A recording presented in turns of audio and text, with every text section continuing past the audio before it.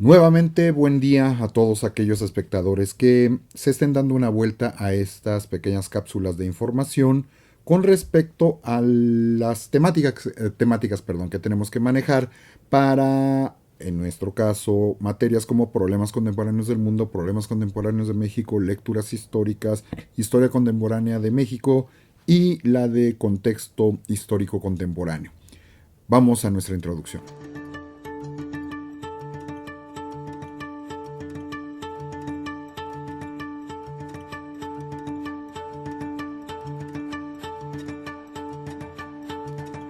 Lo que quiero subrayar en este momento son los 5 puntos medulares que hemos de manejar en todas las temáticas y que en torno a ellas girará la interpretación, el proceso interpretativo de los hechos y de los acontecimientos que nosotros hemos de manejar. Estos 5 puntos, algunos podrían decir, es que no son los únicos, es que hay más. Pero estrictamente hablando, de aquí parte una gran cantidad de cosas para el análisis justamente interpretativo, como nosotros podemos tratar de entenderlo, y nos permite comenzar a extendernos y abarcar. Lo más importante a tomar en consideración es que estos 5 puntos, si queremos, se pueden estudiar temáticamente en cada una de sus líneas, sin olvidar que a su vez están interrelacionados y que lo que pasa en un punto tarde o temprano termina a afectar en mayor o en menor grado, pero siempre a todos los demás. Estos 5 puntos a analizar en historia, la primera ubicación que necesitamos tener en la cabeza es que son política, economía, sociedad, cultura y religión. Reitero,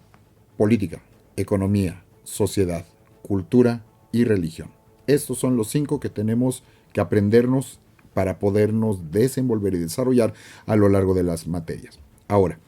en el caso específico de la política, hemos de subrayar que hay una serie de tendencias dominantes.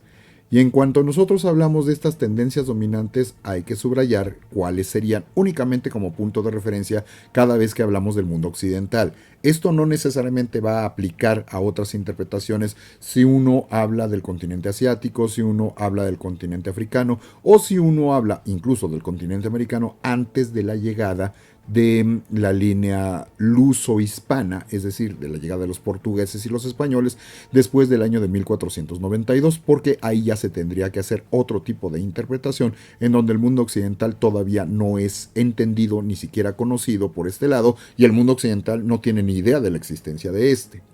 En el caso de la política, las tendencias dominantes sobre las que nosotros nos abocaremos, y de aquí se puede desprender una gran cantidad de material, estas tendencias dominantes van a ser las de derecha, las de centro, si es que lo podemos poner así, y las de izquierda. Dentro de las tendencias de derecha, la parte más extrema, la línea conservadora, es la que identificamos como el fascismo. En el caso del liberalismo, que vendría tratando de quedar en una parte equilibrada y balanceada, que tendería un poco más hacia la línea del centro, que busca el planteamiento de la democracia. Nada más que hay que entender que el concepto de democracia también hay que ponerle nombre y apellido, y no es lo mismo la democracia desde la perspectiva de los griegos a la perspectiva de los republicanos españoles, a la perspectiva de la democracia según el concepto del PRI o de Morena, en nuestro caso en época contemporánea. ¿Por qué? Porque estas se han ido analizando e interpretando de distintas formas. El ejemplo más claro lo podemos ver en las maneras en las que se hacen las elecciones en los Estados Unidos, que no son las mismas que en otros lugares del mundo. O el hecho de que haya cámaras de representantes, de diputados y de senadores no funciona exactamente de la misma manera que cuando hablamos de un modelo parlamentario, pero por el hecho de ser parlamentario y o que se tenga un monarca, no significa que esas estructuras no sean democráticas o que funcionen mal porque son totalitarias. No, esto también se ha ido ajustando conforme ha ido pasando el tiempo y no podemos comparar la monarquía inglesa de la época de Isabel II con la monarquía inglesa misma de la época de Elizabeth I. Nada más tiene 3 siglos y medio y 4 siglos de diferencia para que podamos entender que no se ve igual. O cuando de repente escuchamos algunas opiniones, a veces demasiado libres y sin sustento, que nos dicen que deberían de desaparecer por anacrónicas todas las monarquías. La gente que de repente hace ese tipo de observaciones, pregúntenles con un poquito más de detalle y se van a dar cuenta que no entienden bien a bien la diferencia, es nada más llevar la contra, porque sí, porque si fuera por eso entonces los países más retrógradas y desarrollados tendrían que ser lugares como Inglaterra, tendrían que ser lugares como Holanda, tendrían que ser lugares como Dinamarca, tendrían que ser lugares como Suecia, que por si no se habían dado cuenta son monarquías. Hay monarquías de mediano rango, como sería el caso de la española, o podemos encontrarnos lugares en donde se supone que domina la democracia y no precisamente se encuentran en el mejor de los lugares, como va a ser el caso de Haití o como va a ser el caso de México, ¿no? Esas cosas son las que nosotros también debemos de entender para saber que existen las tendencias y que con el paso del tiempo nosotros tenemos que saberlas poner en los puntos adecuados. Y la parte que habitualmente es la línea crítica, que es la línea de la izquierda, que a lo largo del siglo XIX y XX nos marcará también una serie de variantes dentro de estas tendencias de izquierda, en donde hablamos comúnmente del socialismo, hablaremos del comunismo, entendiendo que a final de cuentas, de hecho, el comunismo es una extensión, es la parte ideal a la que aspira a llegar el socialismo y como ideal nunca se logró arribar a él, aunque encontremos algunas sociedades que se dicen comunistas. Y la otra, que también es de izquierda, pero que a lo mejor puede unirse con socialistas y comunistas por ir en contra de las tendencias de derecha o de centro, pero que están en contra, estrictamente hablando, están en contra de todo establecimiento de una línea autoritaria emanada directamente de un gobierno establecido desde una parte central. Es decir,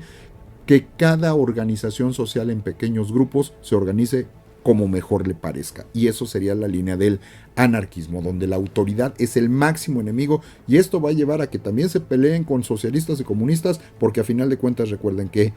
el estatus ideal al que se aspira en el comunismo es el establecimiento de una dictadura del proletariado.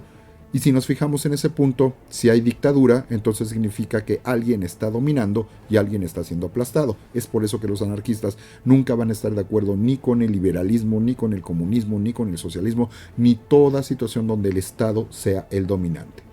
A nivel económico, las dos tendencias mayoritarias, dominantes y friccionantes durante siglos XIX y XX, que van a ser el liberalismo, basados primordialmente en la doctrina del laissez-faire, el entender el dejar hacer y dejar pasar, que la economía fluya sin ningún tipo de restricción y que los políticos den las condiciones para que éste funcione libremente, que claro, tiene sus extremos. Y el cuestionador, el socialista, en donde si el liberalismo nos dice que el individuo puede depender de sí mismo y el individualismo es la base fundamental, el socialismo te dice la sociedad cuenta con base en el común, no en el individuo. Y por eso se habla de un socialismo que tiende a llevar hacia esta base donde todo es de todos y se reparte, y ahí es donde vienen los problemas de interpretación. Algunos te van a decir se reparte igualitariamente y otros que te van a decir se tiene que repartir equitativamente. Pero si hablas de repartición equitativa, implicaría que no todos son iguales. Y ya sabemos qué tipo de broncas se van a derivar en ese sentido. Desde la perspectiva de la sociedad, sobre todo influida por los puntos de política y economía, como los dije desde un principio, implica que se adquiera una conciencia de clase que implica la división en clases sociales que antes del surgimiento del capitalismo no existían como tales y que nosotros los identificamos en los periodos que a nosotros nos corresponde analizar como clase alta, clase media y clase baja. En la parte de la cultura hay que entender que no solo se habla de la parte correspondiente a la alta cultura como durante mucho tiempo se entendió, y entendiendo la alta cultura como aquello que tiene que ver con las bellas artes, ¿no? Arquitectura, pintura, escultura, música, etcétera, literatura, ¿no?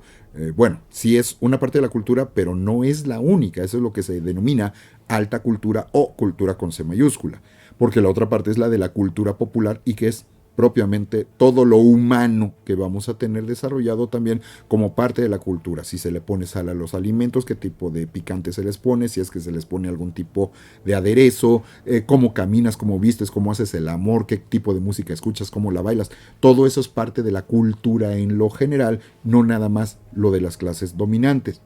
Y la parte correspondiente a la religión, en donde vamos a encontrar también una serie de tendencias, y aquí es bien importante que ubiquen que en el caso de la religión dominante en América Latina va a ser la estructura del catolicismo cristiano apostólico romano, obviamente la relación que va a tener con Europa y particularmente con Italia y particularmente con Roma y el Vaticano, y la que va a ser la dominante en los países anglosajones, que va a ser la línea del protestantismo, y la dinámica que va a surgir entre ellos para friccionar y hacer dinámico el desarrollo de la historia como nosotros lo identificamos y lo conocemos. Nosotros iremos encontrando estas variantes a lo largo de nuestro curso, pero el punto del que parte absolutamente todo, recordemos los 5 puntos iniciales: política, economía, sociedad, cultura y religión. De estos 5 puntos es de donde nosotros vamos a arrancar para entender el proceso extensamente. Que tengan buen día.